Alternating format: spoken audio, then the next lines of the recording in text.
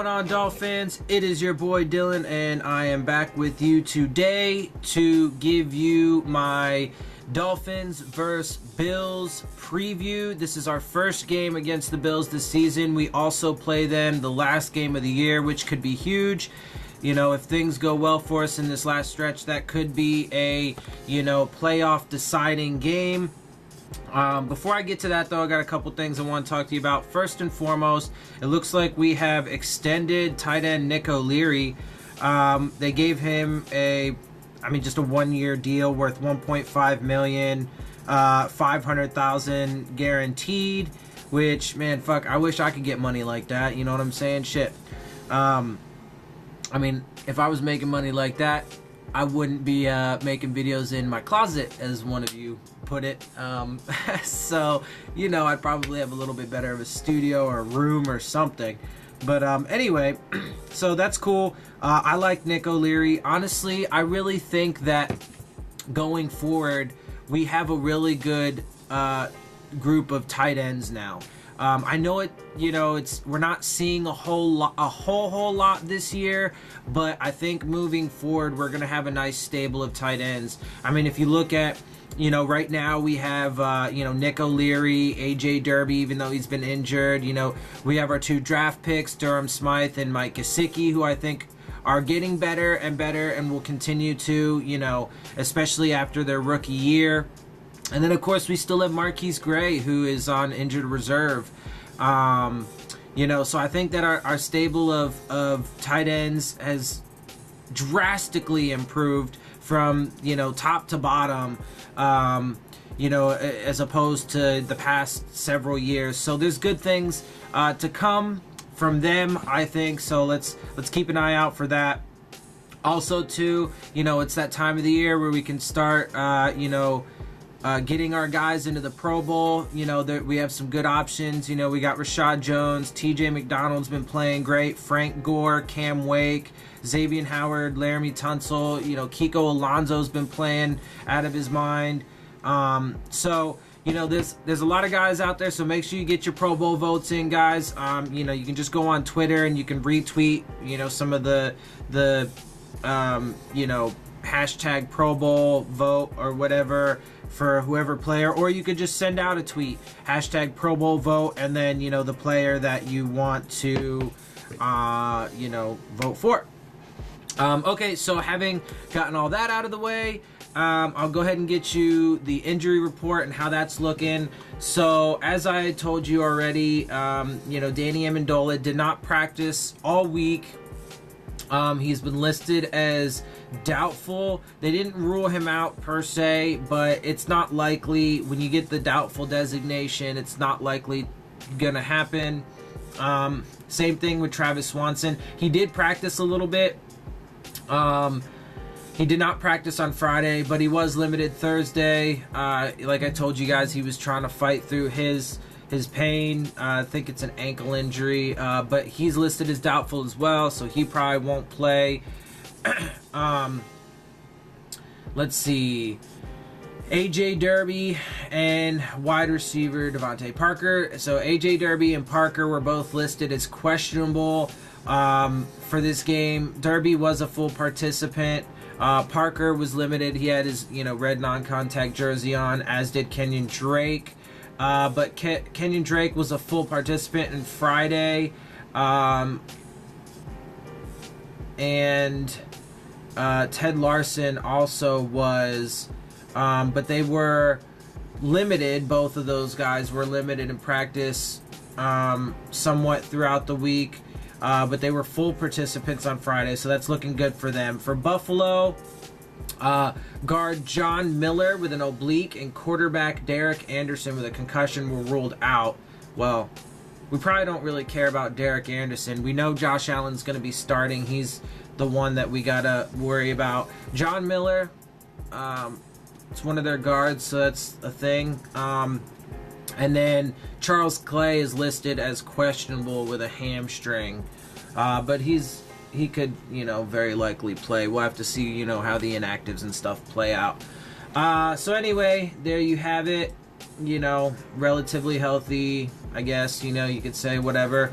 But I mean, at the end of the day, this is a Buffalo team that we absolutely should win. And, you know, obviously, I mean, I'll keep it real with you. If we somehow manage to lose to the Bills, well, then, you know, our season's pretty much over at that point.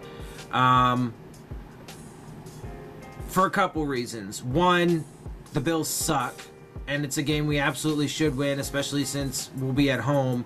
And two, honestly, we probably could lose one more game this year and still make it to the playoffs. In other words, we could probably get to 9-7 and still possibly make it in. I told you guys there are some scenarios in which we do that, but we also have to have and make it in, but we have to you know, have some other games go our way, obviously, which we're always hoping for. But the best thing that we can do is win our games. But with Buffalo, if we were to lose that game, that's a division game, that's also a conference game, so that hurts us a lot.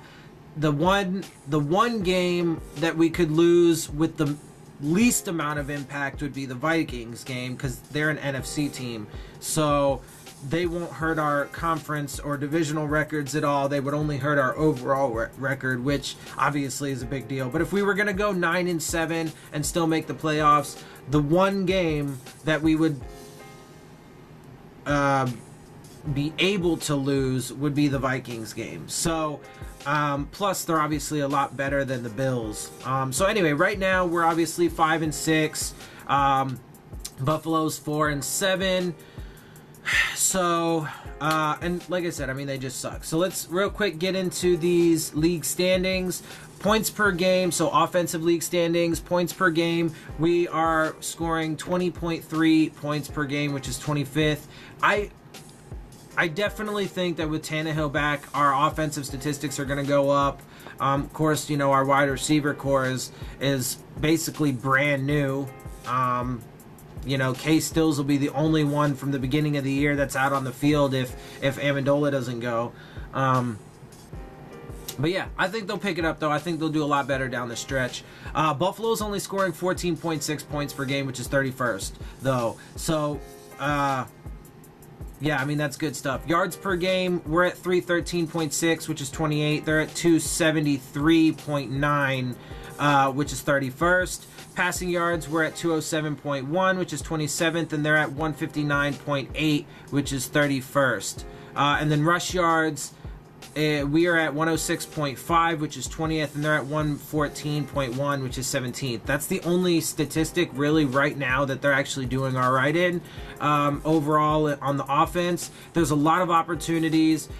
Their offensive line is not very good. You know, Josh Allen missed a bunch of games, but that was because he was getting sacked a lot. He got injured and stuff like that. So there's going to be a lot of opportunities for our defense. I think our defensive statistics are going to go up after this game for sure, because I think we're going to, you know, shut down the Bills. I mean, look, we can't ever overlook them. You know, they are a divisional opponent and they always play us hard and so on and so forth, but they are not very good, and I definitely think that we are going to win this game. I don't think it's going to be by a super huge margin, but I think it'll probably be, you know, by maybe a touchdown.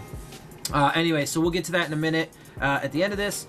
So anyway, as you see, we obviously stack up better just off of from that perspective, but our offense is definitely better than their offense. If you're not just taking what's on paper, but you actually look at like film and stuff like that, if you've been, you know, keeping up with it and everything. So that's encouraging. For defensive league standings right now, they do have a pretty solid defense though.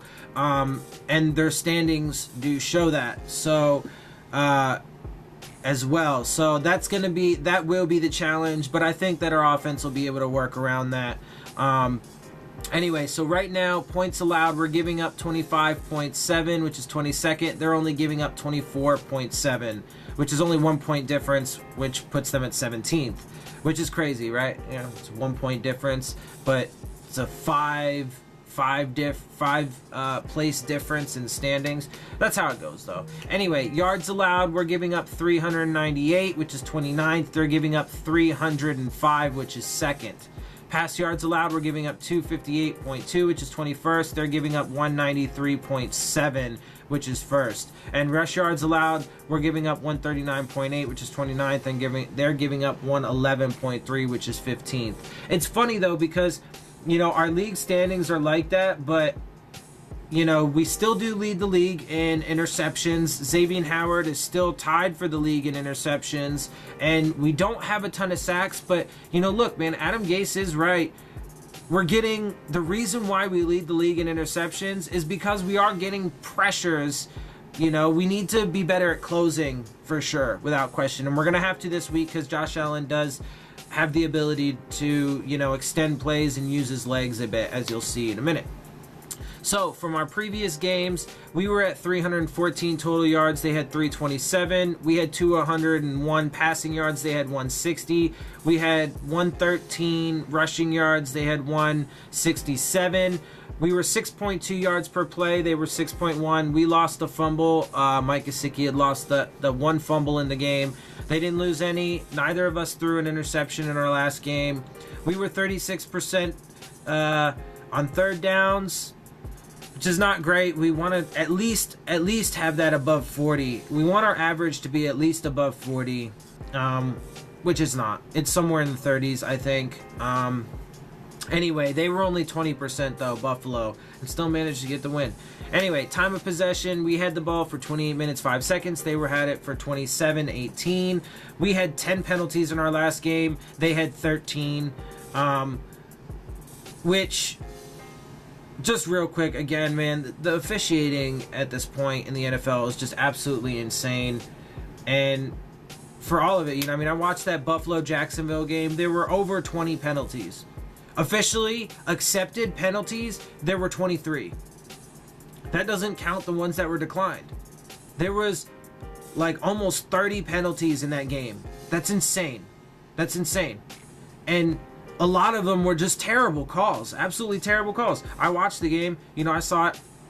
So just so you guys, get the point that it's not just for us. I don't say these things with the Dolphins bias. The officiating in the league right now is just atrocious.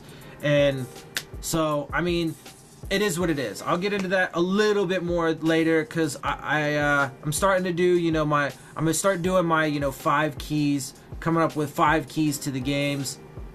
Anyway, so I'll talk about that a little bit more at the end.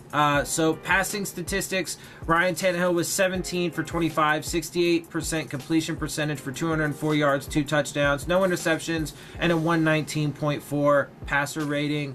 On the year now, he has 66.2% completion percentage, 1,176 yards, 10 touchdowns, 5 interceptions, and a 97.2 passer rating.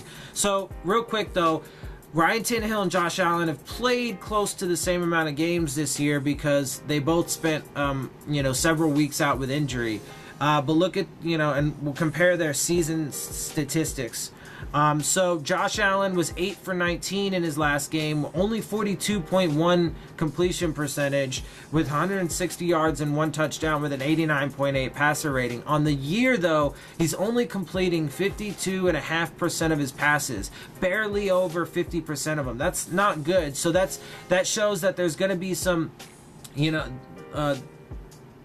opportunities there for our defense, especially since we lead the league in the interceptions. I think we'll get a couple for sure in this game. He's got 992 yards, only 3 touchdowns, and 5 interceptions for the season, with a 65 in the games he's played, obviously. But it's about the same number as Tannehill, 65.2 passer rating in that time. Rushing statistics, Frank Gore led the way for us, 14 rushes, 67 yards with a 4.8 average. Kenyon Drake had 8 for 32 yards, a touchdown, and a 4 average. Ryan Tannehill chipped in 3 rushes, 14 yards, and a 4.7 average. Josh Allen actually led the way for them with 13 rushes, 99 yards, 1 touchdown, and a 7.6 average. LaShawn McCoy had 17 rushes, 46 yards, 2.7 average. Chris Ivory had 3 rushes, 14 yards, and a 4.7. Isaiah McKenzie had 2 rushes, 8 yards, 1 touchdown, and a 4 average. Receiving, Leonte Carroo led the way for us. 1 of 2 for 74 yards and a touchdown. Kenyon Drake had 5 catches on 6 targets for 64 yards and a touchdown. Durham Smythe was 2 for 2, 27 yards. Danny Amendola was 1 for 1, 13 yards before he came out of the game. Frank Gore was 1 of 2 for 10 yards, and Devontae Parker was 3 for 3 for 10 yards. Robert Foster led the way for them, 2 of 3 for 94 yards and a score. Kelvin Benjamin had 1 of 2 for 32 yards. Jason Kroom was 2 of 3 for 16 yards. Isaiah McKenzie, 2 of 3 for 11 yards. And LaShawn McCoy, 1 for 1, 7 yards. Defensive statistics. We had 1 sack, 3 tackles for loss, 2 forced fumbles, 1 fumble recovery, 2 interceptions, and 4 passes defensed. Pretty solid. Buffalo had 2 sacks, 4 tackles for loss, no forced fumbles or recoveries, and 2 interceptions with 6 passes defense. Like I said, they do have a solid defense, so we'll have to. The offense is going to have to play well. I mean, it comes down to, for us, I mean, literally, the 2 biggest problems for the team have been in the line, the line play, both offensive line. It's. I mean, like, obviously, injuries, so we've lost people, and that's why these units haven't performed as well as they should. And then because of that, the entire, like, offensive and defensive units haven't been performing as well as they should, right? So, we lost basically our entire offensive line, or at least the middle of it. We lose Sitton and Kilgore. Larson's gotten a little banged up. Swanson might not play this game, right? So, our offensive line's been really hurt. We lost William Hayes. Our defensive ends have been banged up all year long, have spent time out, right? Vincent Taylor got sent to IR. So, it's because of those things that, we weren't able to open up run lanes and provide time for our quarterback. And it's why, we've allowed, it's a big part of the reason why we've allowed, some big runs and stuff like that. And then as well, we've let, quarterbacks extend plays and stuff like that. We haven't gotten the pressures that we really needed to, and, gotten the sacks that we needed to, right? I mean, we've been getting pressures, but we haven't gotten the sacks, and we've allowed them to, extend plays and stuff like that, because the interior, particularly of our defensive line, needs to be better. And it's half because, we have lost a bunch of guys, and it's half because, we need some better talent. So, for me, just real quick, going into this upcoming draft, I think the 2 most important positions that we need to address are interior offensive line, so either left guard or center, and interior defensive line, so defensive tackle. All right, so go ahead and get into my 5 keys to winning this game, and then my predictions. My prediction for the game. Number 1 is we have to stop the run. I think that's going to be one of the biggest things for this particular game, because looking at it, I think our offense is better. I think that they'll definitely be able to put up more points than the Bills. But if our defense allows the Bills' offense to open up, and if it allows them to open up, I think that they'll be able to keep up with us and stuff like that.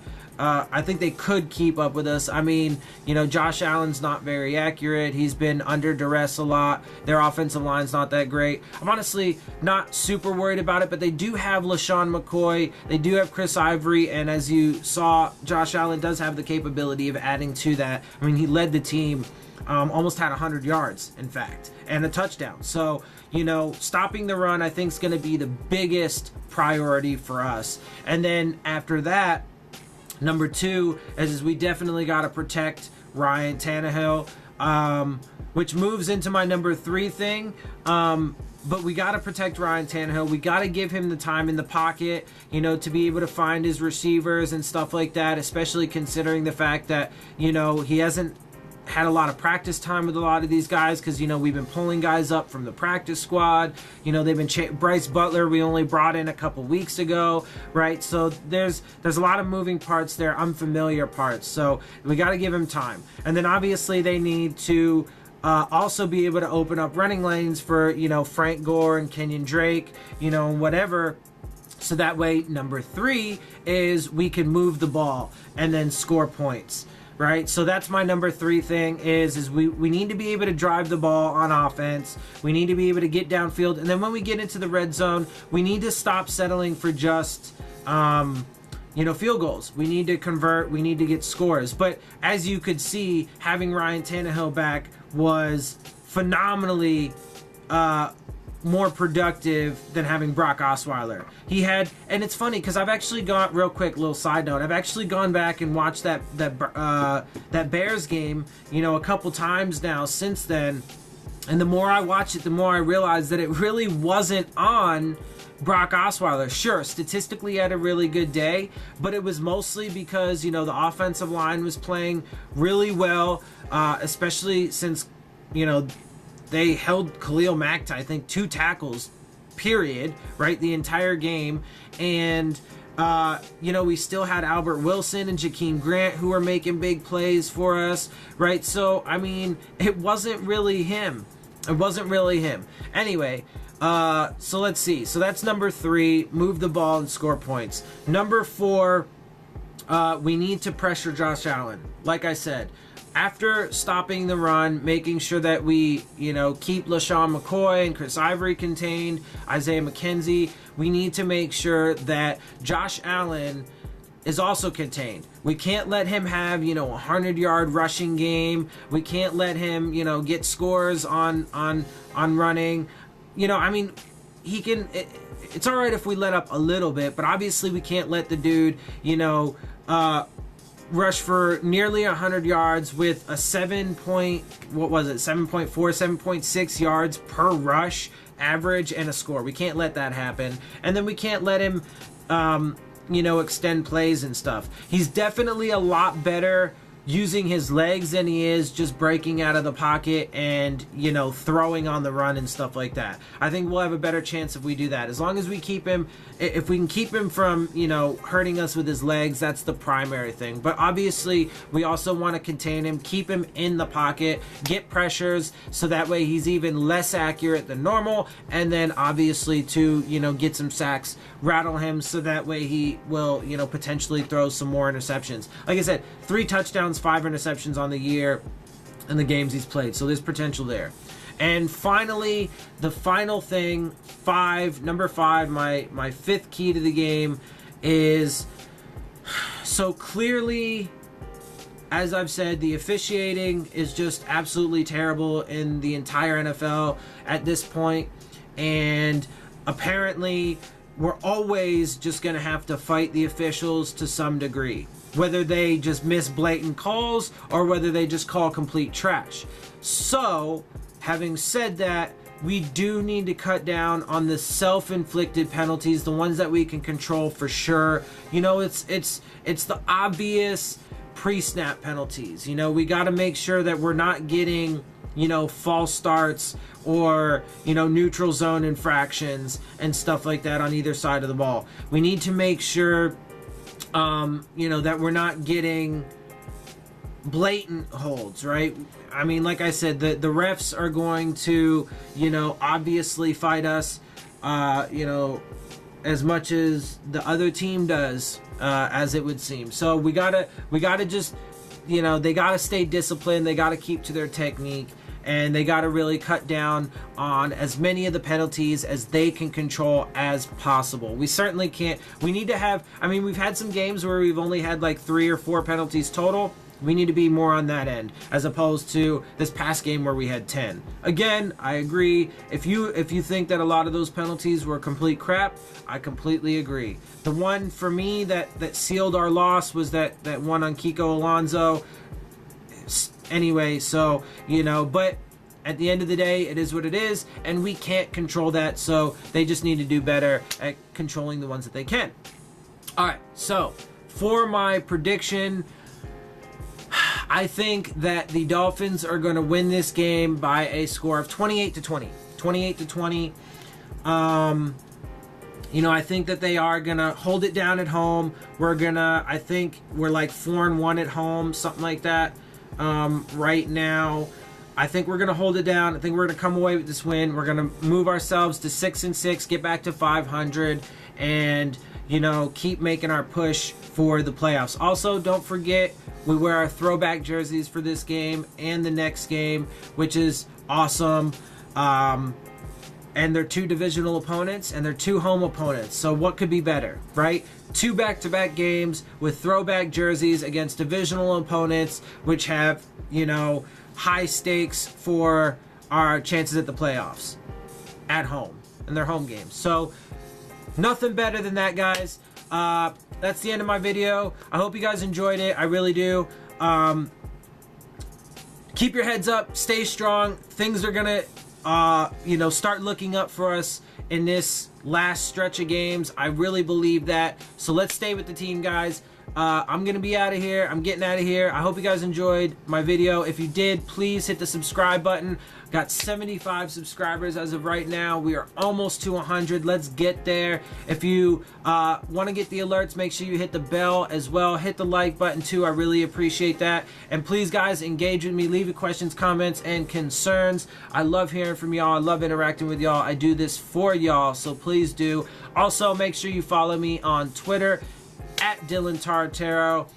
And with that, guys, I am out of here. Stay strong. Stronger together.